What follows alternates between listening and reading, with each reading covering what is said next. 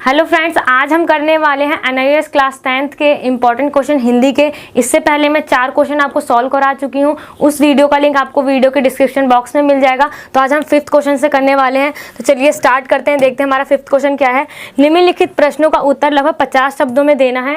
इसमें जो हम आपका फर्स्ट क्वेश्चन है वो क्या है, बीती भंवरी जागरी कविता में प्राकृतिक चित्रण के माध्यम से राष्ट्रीय संदर्भ में क्या संकेत दिया है उसको स्पष्ट करना है। तो इसके अंदर प्राकृतिक चित्रण किया गया है, उसमें हमें क्या बताना है, राष्ट्रीय संदर्भ में संकेत देना है। तो इसमें पहले हमें ये पता होना चाहिए ये जो कविता है वो किसने लिखी है। ये कविता हमारे जयशंकर प्रसाद जी ने लिखी है। इसके अंदर प्राकृतिक का सुंदर चित्रण किया गया है। इसके अंदर ये बताया गया है कि जिस प्रकार जब कोई भी हम पे अत्याचार कर रहा होता है तो हम उसके प्रति क्या करते हैं, उसके विरुद्ध में आंदोलन स्टार्ट कर देते हैं। ठीक है, वैसे ही हमें जो लोग सोए हुए हैं, मतलब सोए हुए का मतलब क्या है, जो लोग मतलब कि कोई भी मतलब कि परिश्रम मेहनत नहीं कर रहे हैं, कि जो हम पे दबदबा डाल रखा है जिन्होंने हम पे। ये कविता उस समय की है जब भारत क्या था, गुलाम बना हुआ था अंग्रेजी शासन का। तो उस समय अंग्रेजों के विरुद्ध में मतलब काफ़ी आज़ादी की लड़ाइयाँ लड़ी गई थी। तो उसी समय की कविता, आज़ादी के लिए लड़ाइयाँ लड़ी गई थी। तो वो जो जयशंकर प्रसाद जो हमारे लेखक हैं, उन्होंने ये कविता लिखी थी, कौन सी, बीती भंवरी जागरी। इसके अंदर क्या, लोगों में उत्साह पैदा करने के लिए, लोगों को जागरूकता पैदा करने के लिए ये कविता लिखी गई थी, ताकि लोगों में क्या आ सके, जागरूकता आ सके और वो क्या कर सके, अंग्रेजी शासन के विरुद्ध में क्या आंदोलन कर सके। ठीक है, अब इसी का हम और पार्ट देखते हैं, वो क्या है। इसी का और पार्ट है, उनको प्रणाम कविता का मूल भाव स्पष्ट कीजिए। जो उनको प्रणाम कविता, ये क्वेश्चन काफ़ी बार आ चुका है, तो इसको मैंने आपको पहले वाली वीडियो में बताया है। तो इसका मूल भाव यही है कि जो लोग मतलब कि अपने किसी भी लक्ष्य में जो सफलता प्राप्त कर चुके हैं, उन्हीं को केवल हमें प्रणाम या उन्हीं की सराहना नहीं करनी चाहिए, हमें उनको भी प्रणाम या उनकी भी तारीफ करनी चाहिए, जिन्होंने उस लक्ष्य की प्राप्ति के लिए क्या करा है, मेहनत करी है, परिश्रम करा है, कर्म करा है। उनके लिए भी हमें परिणाम करना चाहिए। तो इस जो कविता है उसका मूल भाव यही है, केवल सिर्फ हमें जिन्होंने अपने लक्ष्य की प्राप्ति के लिए मेहनत करी है, सभी लोग मेहनत करते हैं लेकिन सफलता हर किसी को नहीं मिल पाती है। सफलता मतलब किसी को ही मिल पाती है। केवल हमें उनको ही प्रणाम नहीं करना चाहिए जिनको सफलता मिल चुकी है, हमें उन्हें भी करना चाहिए जिससे किसी मतलब जो किसी कारणवश अपने मतलब कि उसमें अपनी सफलता को प्राप्त नहीं कर पाया है, और या उसके संसाधन की कमी होने प्राप्त नहीं कर सका है, तो हमें उनको भी प्रणाम करना चाहिए। तो ऐसे कौन कौन से लोग बताए हैं कवि ने, ऐसे उन्होंने काफ़ी सारे लोग बताए हैं। तो वो उनके मतलब हम उदाहरण देखते हैं। क्या बताया उन्होंने, योद्धा को, नाविकों को, पर्वतरोहियों को, आंदोलनकारियों को बताया है। क्या बताया, उनको हमें प्रणाम करना चाहिए। जैसे कभी कोई युद्ध होता है तो युद्ध में दोनों तरफ से युद्ध होता है, तो युद्ध में जीतता तो एक ही है ना, दोनों तरफ के लोग सैनिक मरते हैं, दोनों तरफ के लोगों की मतलब जनहानि धन हानि होती है, लेकिन जीतता सिर्फ एक ही है। तो जो हार गया है हमें उससे भी क्या करना चाहिए, उनको भी प्रणाम करना चाहिए। ऐसी जो पर्वतरोही जो पर्वत पे चढ़ते हैं, माउंट एवरेस्ट पे, हर कोई तो ऊंची चोटी पे नहीं पहुंच जाता है, किसी को उसमें सफलता प्राप्त होती है, लेकिन उन्होंने कर्म तो करा। उन्होंने मतलब कि सिर्फ ये सोच के नहीं रह गए ना कि मुझे पर्वत पे चढ़ना है, और वो सिर्फ अपने घर में बैठ के सोच रहे हैं, सपनों में नहीं खोए। उन्होंने उस चीज़ को प्राप्त करने के लिए, अपने उस लक्ष्य को प्राप्त करने के लिए क्या करा है, परिश्रम करा है, कर्म करा है। तो उनको हमें क्या करना चाहिए, प्रणाम करना चाहिए। ऐसे आंदोलनकारियों को भी क्या करना चाहिए, हमें प्रणाम करना चाहिए। तो इस कविता का मूल भाव यही है, जिन लोगों ने किसी भी लक्ष्य की प्राप्ति के लिए कोई भी परिश्रम या कोई भी कर्म कराया है, तो हमें उन लोगों को भी क्या करना चाहिए, प्रणाम करना चाहिए। सिर्फ उन्हीं लोगों की वाहवाही या उन्हीं लोगों को प्रणाम नहीं करना चाहिए जिन्हें लक्ष्य में सफलता मिल चुकी है। अब 6th क्वेश्चन देखते हैं। 6th क्वेश्चन 1 मार्क्स वाला है। निम्नलिखित प्रश्नों के उत्तर के रूप में जो विकल्प दिए गए हैं, उन विकल्प को, ये जो सारे विकल्प हैं, ये ऑप्शंस हैं, उनमें से क्या हमें छांटना है जो हमारा सही उत्तर है, उसको फिर हमें अपने उत्तर पुस्तिका में लिखना है। तो फर्स्ट क्या है हमारा इसका, माँ बाप का कर्ज तो जन्म भर भरा जाता है। कहानी में यह उक्ति किसकी है, हमें ये बताना है। ये उक्ति यानी जो पंक्ति है, ये जो लाइन जो किसने कही है, ये किसने कही है, ये बहादुर द्वारा कही गई है। बहादुर द्वारा क्यों, क्योंकि जब मतलब कि जब वो अपना घर छोड़ के, अपनी माँ का घर छोड़कर जब वहाँ पे निर्मला घर में नौकर बन के रहता है, जब उसको मतलब कि उसकी जब सैलरी मिलती है तो वो उसमें से क्या करता है, उसमें से थोड़ा पैसा अपने माँ बाप के लिए भेजता है, मतलब माँ के लिए गाँव भेजता है। तो वो यही कहता है कि माँ बाप का कर्ज तो जन्म भर भरा जाता है, मतलब माँ बाप का कर्ज तो कभी भी चुकाया नहीं जा सकता है, इसलिए वो वहाँ पे पैसे भेजता है। उससे लेखक पूछता है कि तुम ये पैसे क्यों भेज रहे हो, जब तुम्हारी माँ तुमसे प्यार नहीं करती थी, तुम्हें मारती थी। तो वो इसलिए, मतलब ये किसने कहा है, निर्मला की है या वाचक की है या बहादुर की है, किशोर की है? तो इसका राइट आंसर हमारा क्या है, बहादुर की है। ये जो लाइन जिसने कही थी, युक्ति जो किसने कही थी, बहादुर ने कही थी ये, ठीक है। अब इसका हम देखते हैं सेकंड पार्ट क्या है।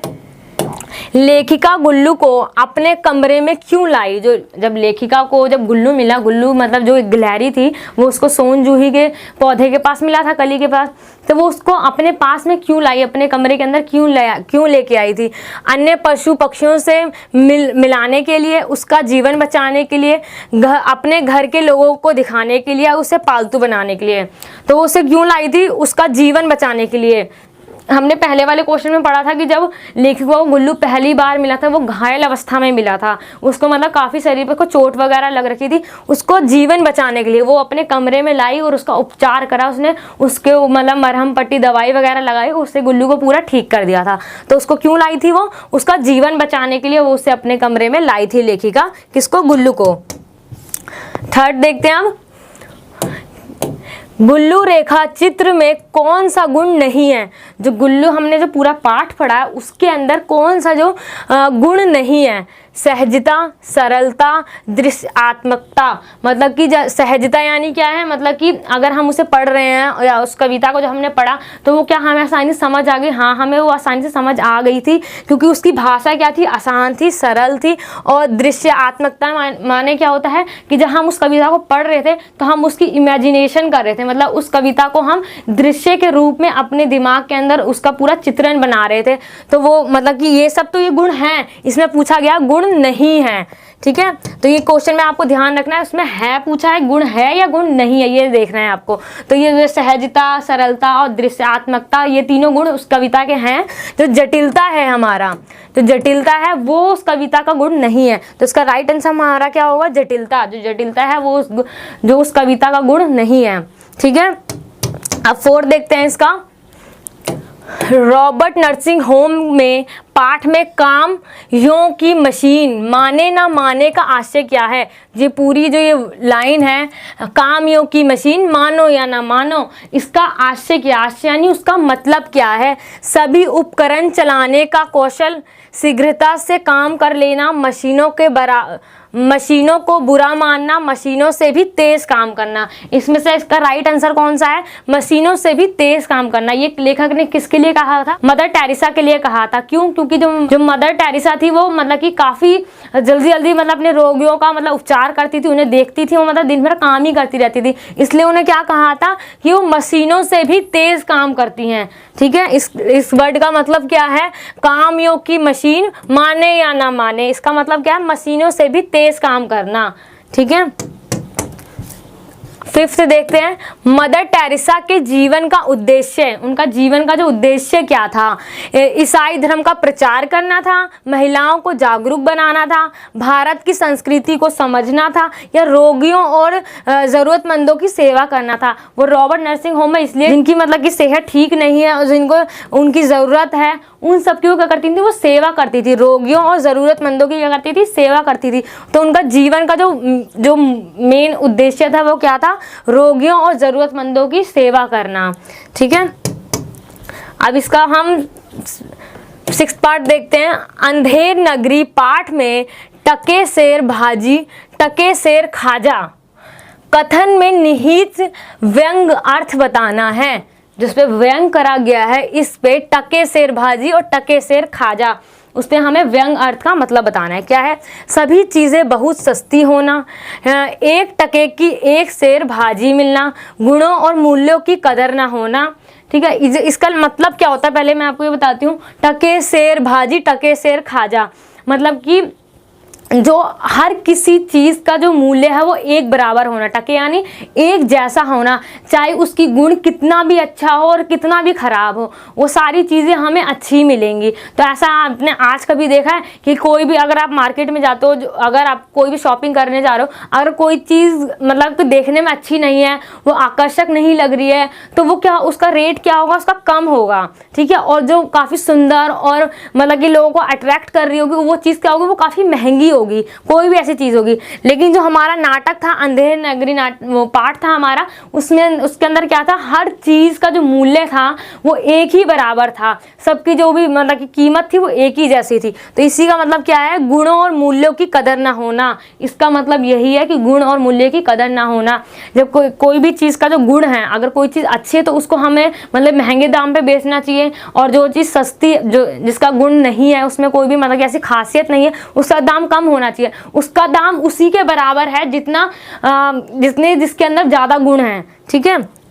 तो इसका फोर्थ क्या है हमारा, सभी नागरिकों को समान महत्व देना। तो इसका जो आंसर है हमारा यही है कि गुणों और मूल्यों की कदर ना होना। किसी भी वस्तु के गुण जो हैं उसकी कदर ना होना और उसके मूल्य की कदर ना होना। टके सिर भाजी टके सिर खाजा का मतलब ये है कि उसके किसी भी वस्तु के गुणों को नहीं देखा जाएगा, ठीक है। इस कौन से पार्ट से लिया गया हमारा, अंधेर नगरी। अब इसका 7वां क्वेश्चन देखते हैं हमारा।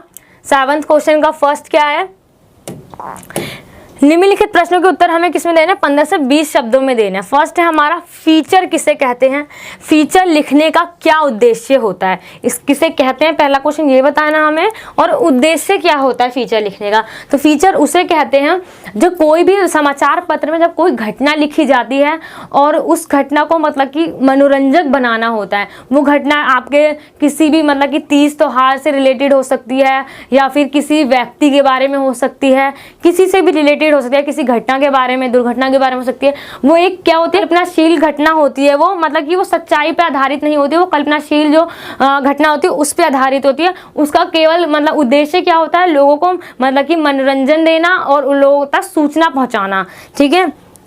फीचर उसे कहते हैं जो मतलब कि जो कल्पनाशील हो और जो मतलब कि किसी त्योहार और मतलब किसी व्यक्ति, इस चीज़ के प्राकृतिक सौंदर्य के बारे में लिखा हो, और उसका मेन कार्य क्या होता है, मनोरंजन करना और सूचना देना होता है, ठीक है। और संबंधित किससे होती है हमारी, किसी घटना से, व्यक्ति के जीवन से, जीव जंतु, तीज त्योहार, किसी स्थान के बारे में हो गया, प्राकृतिक परिवेशन के बारे में हो, किसी से भी रिलेटेड हो सकती है वो, ठीक है। अब इसका हम सेकंड देखते हैं, 7th का ही सेकंड है ये हमारा।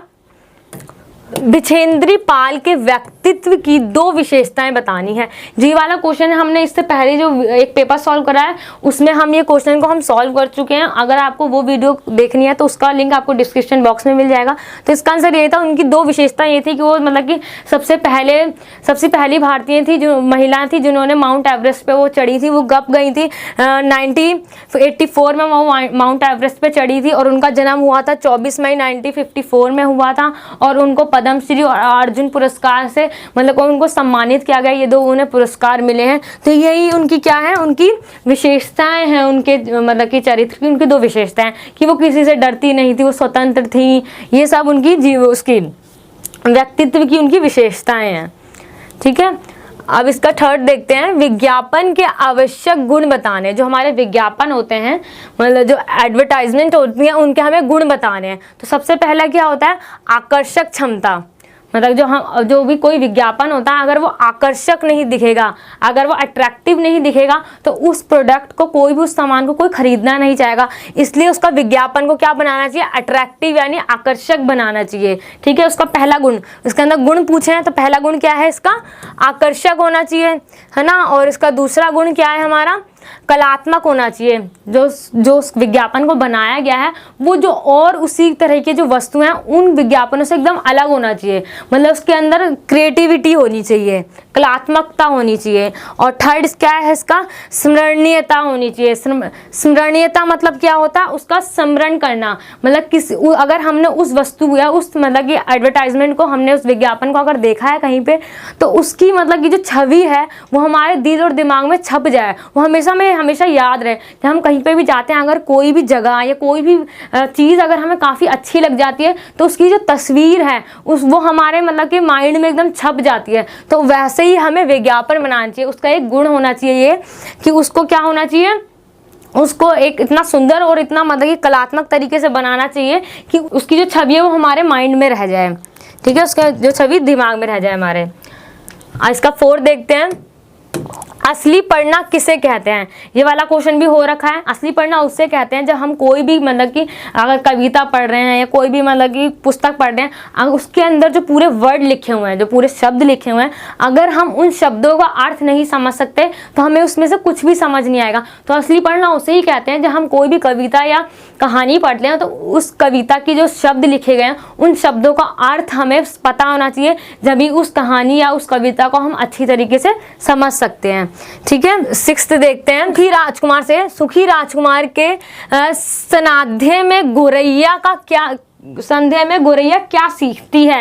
मतलब कि जब शाम हो जाती है, जब गोरैया बार बार ये हमेशा राजकुमार से कहती है कि मुझे अब मिस्र जाना है, मुझे अब मिस्र जाना है, लेकिन हमेशा क्या करता है राजकुमार कि उसे एक बार ही कह देता है कि नहीं, वो लोग काफ़ी दुखी में है, मेरा एक मतलब कोई कभी अपनी आँख, कभी अपनी तलवार में से कोई मोती निकाल के उन लोगों को देने के लिए कहता है जो लोग काफ़ी मतलब कि मुश्किलों कठिनाइयों में घिरे हुए हैं। तो गोरैया ये सीखती है उससे संध्या के टाइम कि मतलब कि अगर हम कभी भी दूसरों की मदद करते हैं तो उससे हमें अपने अंदर से शांति मिलती है, हमें अच्छा लगता है। तो गोरैया सीखती है कि मतलब कि दूसरों की मदद करने से खुद को बड़ा सुकून मिलता है, मतलब कि हमें खुद को बहुत अच्छा महसूस होता है अगर हम किसी की कभी भी हेल्प करते हैं। तो गोरैया राजकुमार के कहने पर हर बार लोगों के क्या करती थी, मदद करती थी, और अंत में क्या हो गया था उसकी मतलब कि वहीं पे मूर्ति के नीचे ही उसकी क्या हो जाती है, वो मृत्यु हो जाती है, वो अपने वहीं पे अपने प्राण त्याग देती है। 7वां पार्ट देखते हैं इसका, अधिक मात्रा में पानी पीना क्यों आवश्यक है। पानी पीना मतलब ज़्यादा पानी पीना क्यों ज़रूरी है। पानी पीना इसलिए ज़रूरी है कि इससे जो भी हमारी ये जो स्किन होती है, वो हमारी जो त्वचा होती है, वो मतलब कि शाइन करती है, चमकती है, और हमें कोई भी मतलब कि ज़्यादातर बीमारियाँ कम पानी पीने से ही होती हैं। तो हमें ज़्यादा से ज़्यादा पानी पीना चाहिए जिससे हमारी जो त्वचा है वो मतलब कि बाहर से एकदम शाइन करती रहे, चमकती रहे, और हम अंदर से स्वस्थ रहें, हमें कोई बीमारियाँ ना हो, ठीक है। बीमारियों से भी मतलब कि पानी पीने से बचा जा सकता है। अगर हम ज़्यादा पानी पिएंगे तो हम मतलब ऐसी काफ़ी सारी बीमारियाँ जिनसे हम बच सकते हैं, ठीक है। अब हमारा 8th क्वेश्चन कौन सा, हमारा 8th क्वेश्चन गद्यांश है। अब जैसे कि हमने पहले वाला क्वेश्चन पेपर जो सॉल्व करा था उसके अंदर भी ये गद्यांश को हमें क्या करना होता है, पहले अच्छे से ध्यान से पढ़ना होता है, फिर देन उसके हमें जो क्वेश्चन पूछे गए हैं उसके हमें आंसर्स यानी उत्तर देने होते हैं। तो पहले इस गद्यांश को पढ़ते हैं हम ध्यान से कि ये क्या कह रहा है और ये किस पार्ट से लिया गया है, इसके लेखक कौन है, ये सब हमें पता होना चाहिए, बहुत ज़रूरी है। क्योंकि इसका जो पहला जो प्रश्न होता है वो यही होता है कि ये किस पार्ट से लिया गया है और उसके कविता वो उसके लेखक कौन है, ठीक है। तो इसका पहला इसको पढ़ते हैं। अरे वाह, सब झूठ है। मैं तो पहले ही जानती थी कि वे लोग बच्चों को कुछ देना नहीं चाहते, इसलिए गलती और लाज छिपाने के लिए वे प्रंच रच रहे हैं। प्रंच यानी मतलब कि षड्यंत्र रच रहे हैं। उन लोगों को क्या जानती नहीं, कभी उनके रुपए रास्ते में गुम जाते हैं, कभी वे गलती से घर पर ही छोड़ आते हैं। मेरे कलेजे में तो जैसे कुछ होड़ रहा है, किशोर को भी बड़ा अफसोस है। ये हमारा इतनी लाइन पढ़ने से हमें इतना पता चल गया ये किस पार्ट से लिया गया, बहादुर के पार्ट से लिया गया है। और ये सब कौन कह रहा है, निर्मला कह रही है। उसने सारा शहर छान मारा पर बहादुर नहीं मिला। किशोर आकर कहने लगा, अम्मा एक बार भी अगर बहादुर आ जाता तो मैं उसको पकड़ लेता और कभी जाने ना देता, उससे माफ़ी मांग लेता और कभी नहीं मारता। सच, अब ऐसा नौकर कभी नहीं मिलेगा। मतलब ये जब बहादुर की बात कर रहा है। अब ये यहाँ पे कौन बोला, किशोर बोला, जो निर्मला का बेटा है वो कह रहा है। कितना आराम दे गया वह, अगर वह कुछ चुरा कर ले गया होता तो संतोष हो जाता। संतोष यानी मतलब कि उन्हें आराम मिल जाता अगर वो कुछ चुरा के ले गया होता। लेकिन जो बहादुर था वो सब कुछ अपना जो भी मतलब वो गांव से भी कुछ लेके आया था वो सब कुछ निर्मला के घर में ही छोड़ जाता है। उस पर जो चोरी का इल्ज़ाम लगा था वो इस वजह से उनका घर छोड़ देता है वो, ठीक है। इसके आगे की लाइन पढ़ते हैं। अब ये किसकी लाइन है, यहाँ पे निर्मला आंखों पर आंचल रखकर रोने लगी। मुझे बड़ा क्रोध आया, मैं चिल्लाना चाहता था पर भीतर ही भीतर मेरा कलेजा जैसे बैठ रहा हो। मैं वहीं चरपाई पर सिर झुकाकर बैठ गया। मुझे एक अजीब सी लघुता का अनुभव हो रहा था। यदि मैं ना मारता तो शायद वह ना जाता। यहाँ पे किसने कहा? यहाँ पे लेखक कह रहा है ये कि यदि मैं नहीं मारता, उस पे मतलब अपना हाथ नहीं उठाता, तो वो कभी भी बहादुर हमारा घर छोड़कर बाहर नहीं जाता, मतलब उन्हें छोड़कर नहीं जाता। अब ये फर्स्ट क्या है हमारा? उपयुक्त गद्यांश के पाठ और लेखक का नाम लिखिए। तो पहले पाठ तो हमें समझ में आ गया, कौन सा पाठ है ये? बहादुर। और इसके लेखक का क्या नाम है? अमरकांत। ठीक है, अब इसका सेकंड क्वेश्चन देखते हैं। इसमें क्या पूछा गया है हमारा? इसमें पूछा गया गद्यांश का मूल भाव स्पष्ट करना है। जो पूरा गद्यांश हमने पढ़ा उसका जो मूल भाव है वो हमें बताना है। उसका मूल भाव हमें क्या समझ में आया कि जब बहादुर पे जो चोरी का इल्ज़ाम लगाया गया और उस चोरी के इल्ज़ाम से मतलब कि जो लेखक था उसने भी उस पर हाथ लगा दिया, सब उस पर चिल्लाने लगे। उस पर जब लेखक ने हाथ उठा दिया तो वो क्या करता है? वो घर छोड़कर चला जाता है। तो इस वजह से मतलब कि जब वो चला जाता है, जब इन लोगों को, निर्मला, किशोर और लेखक को, जब उसकी मतलब कि जो उसका महत्व था उनके जीवन में, जब वो बाद में समझ आता है, जब वो चला जाता है कि हाँ वो काफ़ी अच्छा था, हमें काफ़ी आराम दे गया। ये सब कौन कह रहा है? किशोर, जो पहले कुछ दिन पहले उसे काफ़ी मारता था जब अगर बहादुर उसका कोई काम नहीं करता था। तो इस गद्यांश का मूल भाव यही है, जब बहादुर घर छोड़कर चला जाता है तो वो अपनी गलतियों का एहसास होने लग जाता है। किन लोगों को अपनी गलतियों का एहसास होने लग जाता है? जो निर्मला और जो किशोर होते हैं, वो उन्हें पहले मारते थे और उसमें मतलब कि चिल्लाते थे काफ़ी, तो उन दोनों को अपनी गलतियों का क्या होता है? एहसास हो जाता है कि हाँ हमने उसके साथ गलत व्यवहार करा, हमें ऐसा नहीं करना चाहिए। और वो सोचने लगे कि अगर इस बार बहादुर आ जाए तो उससे माफ़ी मांग लेंगे। अगर बहादुर अब दोबारा उनके घर में आ गया तो कहते हैं कि अब हम उससे माफ़ी मांग लेंगे और उसे कभी भी जाने नहीं देंगे। ये सब कौन कह रहा था? ये किशोर कह रहा था, हमने ऊपर पढ़ा था ना। और उसे कभी भी जाने नहीं देंगे। इससे हमें ये सीख मिलती है कि किसी के चले जाने से उसका महत्व समझ में आता है। जब हमारे जीवन से कोई इंसान चला जाता है, जब जाके उसका महत्व को हमें समझते हैं, हम उसके महत्व क्या, उसका क्या महत्वपूर्ण थे, वो हमारे लिए क्यों महत्वपूर्ण थे। जब वो रहते हैं तब उसकी हमें कोई वैल्यू नहीं रहती, जब वो चले जाते हैं जब उस चीज़ का हमें मतलब कि अफसोस होता है कि काश हम उस समय उसके साथ ऐसा ना करते या वैसा ना करते, बाद में इस चीज़ का अफसोस होता है। ठीक है, इसका थर्ड पार्ट देखते हैं, जो इसका थर्ड ही क्वेश्चन है, ये भी गद्यांश से ही पूछा गया है। सबसे अधिक दुख किसके मन में था और क्यों? सबसे अधिक दुख किसके था? लेखक के मन में था। इसलिए था क्योंकि जब लेखक ने उस पर हाथ उठाया था, शायद वो इसी वजह से घर छोड़ के चला गया था। ऐसा लेखक को महसूस हो रहा था, ऐसा उसे लग रहा था। अंत में लेखक ने इस कहानी के ही कहा है कि शायद मैं अगर उस पर हाथ नहीं उठाता तो वो कभी भी घर छोड़कर नहीं जाता। तो ये सबसे ज़्यादा दुख किसको था? लेखक को था। उसको अगर उस पर गुस्सा नहीं आता और उस पर हाथ नहीं उठाता तो शायद वो बहादुर कभी भी वहाँ से घर छोड़कर नहीं जाता। ठीक है, अब इसका अथवा पाठ में या और पाठ में दे रखा है, ये भी गद्यांश है। ठीक है, इसको पढ़ते हैं। धीरे धीरे वह घर के सारे काम करने लगा। सवेरे ही उठकर वह बाहर नीम के पेड़ से दातून तोड़ लाता था। वह हाथ का सहारा लिए बिना कुछ दूर तक तने पर दौड़ते हुए चढ़ जाता। मिनट भर में वह पेड़ की पुलाई पर नजर आता। निर्मला छाती पीट कर कहती थी, अरे रीछ बंदर की जात, कहीं गिर गया तो बड़ा बुरा होगा। वह घर की सफाई करता था। ये भी हमारा कौन से पाठ से लिया गया है? ये भी बहादुर से ही लिया गया है। ये सब उसी कहानी का मतलब गद्यांश है ये। कमरों में पोछा लगाता, अंगीठी जलाता, चाय बनाता और उन सबको पिलाता। दोपहर में कपड़े धोता और बर्तन मलता। वह रसोई बनवाने की भी जिद करता, पर निर्मला स्वयं सब्जी और रोटी बनाती। निर्मला की उसको बहादुर फिक्र रहती थी, मतलब निर्मला को हमेशा बहादुर की फिक्र रहती थी। उसकी उन दिनों तबीयत ठीक नहीं रहती थी, इसलिए वह कुछ दवा ले रही थी। कौन? निर्मला की तबीयत ज़्यादा मतलब ठीक नहीं रहती थी, इसलिए वो क्या कर रही थी? दवा ले रही थी। ठीक है, इसका आगे की लाइंस पढ़ते हैं। क्या है? बहादुर उसको कोई काम करते देखकर कहता था, माताजी मेहनत ना करो, तकलीफ बढ़ जाएगा। वह कोई भी काम करता होता, समय होने पर हाथ धोकर भूल कर तरह भालू की तरह दौड़ता हुआ कमरे में आ जाता और दवाई का एक डिब्बा निर्मला के सामने लाकर रख देता। जब निर्मला को दवाई का खानी होती थी, जब वो कोई भी काम कर रहा था तो फटाफट वो अपने हाथ धो के उसके सामने लाकर दवाई का डिब्बा रख देता था। ठीक है, अब इसमें क्या पहला क्वेश्चन क्या पूछा गया है वो देखते हैं। इसमें भी सबसे पहला क्वेश्चन हमारा यही पूछा गया है कि जो उपयुक्त गद्यांश है वो किस पाठ से लिया गया है और उसके लेखक कौन है। तो ये पाठ कौन सा है इसका? बहादुर और लेखक अमरकांत है।